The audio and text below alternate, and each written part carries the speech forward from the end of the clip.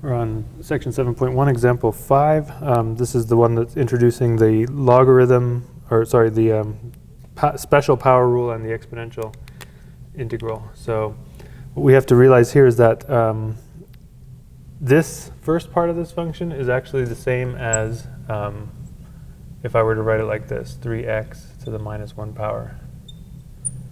Okay, so that's telling us that we need to use that special power rule.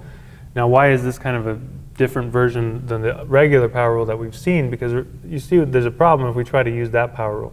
If I'm going to raise this by 1, I'm going to get 0, and then I'm also going to have to be dividing by 0, so that's a big problem. We can't divide by 0. So we have this special power rule just for that particular power of minus 1, and that ends up being the natural log of x. So that's the first part of our antiderivative here, antiderivative of that part of the function. And then if you look at the top of the page as well, if I've got e raised to a particular power, then the antiderivative of this is just going to be the same exact function, but then divided by that, whatever that number is right there.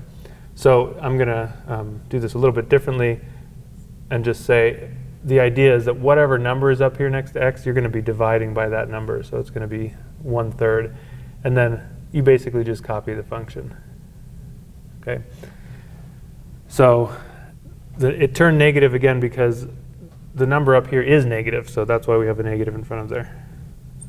Okay, so I think this is the best way to deal with e to some number times x. Just basically copy the function, whatever that number is next to the x up there, 1 over that, and then that's the antiderivative. Okay.